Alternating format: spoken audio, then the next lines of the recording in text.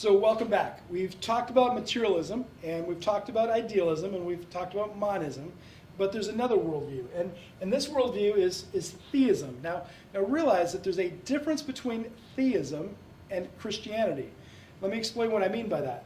From a philosophical perspective, theism believes that both the spiritual realm and the material realm both exist, and that they are independent. In other words, they're not like monism where they're the same thing. However, they do and they can interact. Okay? Now, what's interesting about this is that there's three main bodies of theism. There's Judaism, which believes this. There's Islam, which believes this. And there's Christianity that believes this. So just because I'm a theist doesn't mean I'm a Christ-centered theist. And there's nuances between those. Now, why does that matter? Because, again, if I'm living as a Christian idealist, so I'm saying that I'm a Christian, but I believe that I need to work to crawl out of the cave myself, that's actually more of a form of Judaism than it is of Christ-centered theism. Does that make sense? Do you see the nuances there? Now, here's the thing. As we look at this, remember our key application to why all of this matters. Because our daily thoughts and actions and decisions are based on how we view reality. See, when I put my lenses on, it brings the world into perspective. But if I only had one lens, or I only had one lens, or I only had one lens, then my perspective of the world would be different. It's important to understand how this applies. So remember our Lawrence Krauss illustration. Some of us react by mocking because we don't really understand how somebody could believe that. Some of us react with fear, so we don't even want to know how to possibly talk to someone like that. But what if our students were equipped to understand how and where and why he arrived at his conclusion of reality? And they could interact with him out of gentleness and respect. Wouldn't that be closer to what the gospel is?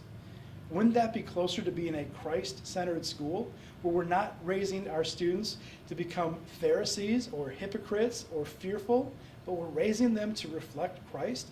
Isn't that what Jesus did? Isn't that what incarnational living means? To be able to come and live gracefully and respectfully, but to do it with truth and grace.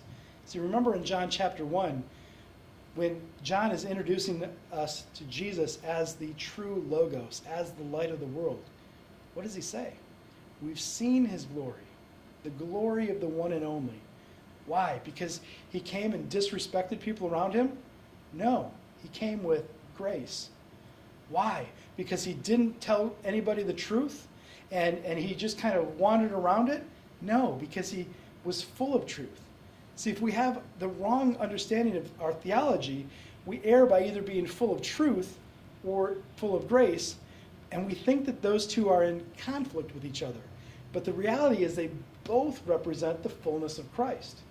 They're both equal, and that's when we see the glory of God. Now think about this.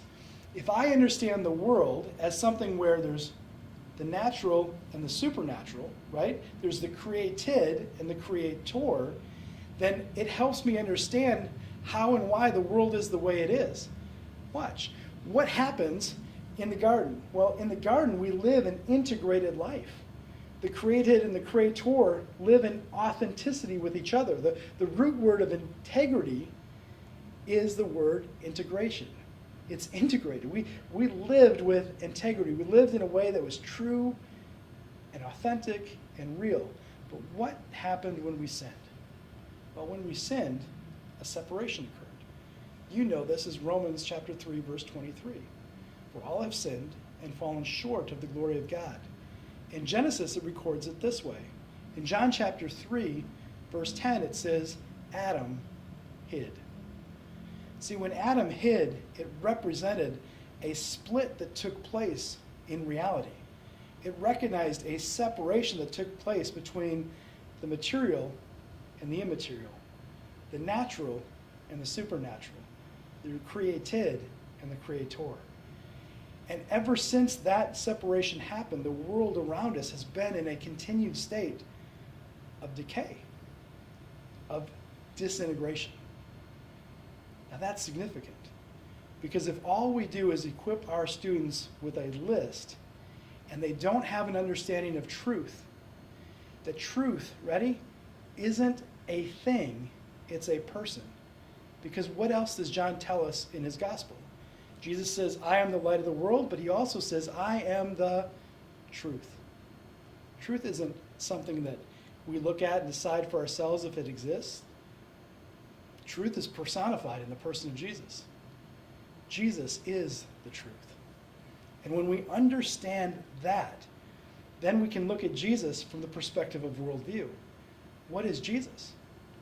Who is Jesus? Well, he is the ultimate fulfillment of reality. He is 100% God, and he's 100% man. He's real. Do you understand that? When as a Christ-centered Christian school, where's the position of the Bible in that? Well, the Bible is a real book. It's 100% on my iPhone. It's material. But Hebrews also tells me that the Word of God is alive and it's active and it's sharper than any two-edged sword. It's 100% supernatural.